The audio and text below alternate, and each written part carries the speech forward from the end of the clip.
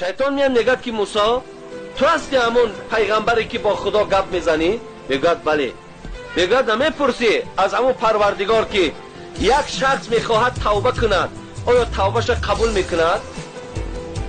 وقتی موسی این پیشنهادی به خدا میکند الله میگوید موسی آن کسی میخواهد که توبه کند و توبه او را خدا قبول کند اون کسی که از تو پرسید وای شیطان است. یقین دار وای شیطان است. مقصد موسی را با شیطان شناس کرد و به موسی چی گفت؟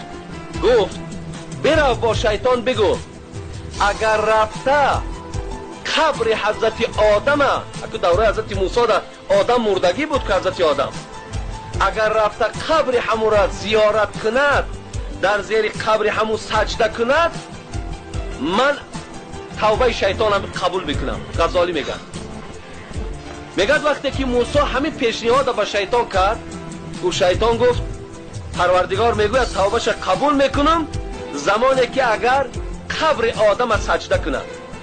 او همه عداوت و بخیلی شیطانم برای انسان بود که از پشت انسان پروردگار او را از جنتش پیش کرده.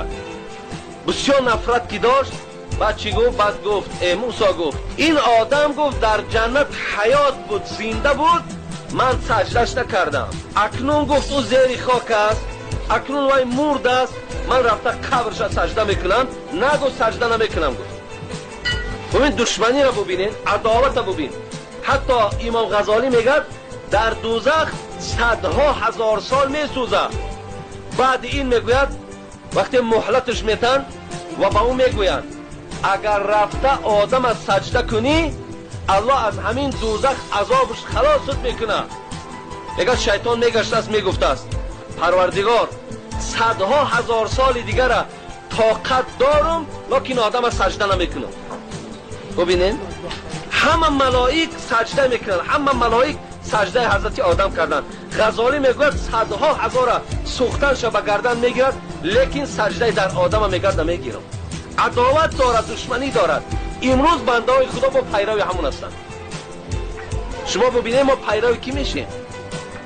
الله در قرآن صراحتا بیان میکند که وای کافر است در پیش پروردگار. او قدر ندارد منزلت ندارد. انسان ها پایبند او میشوند.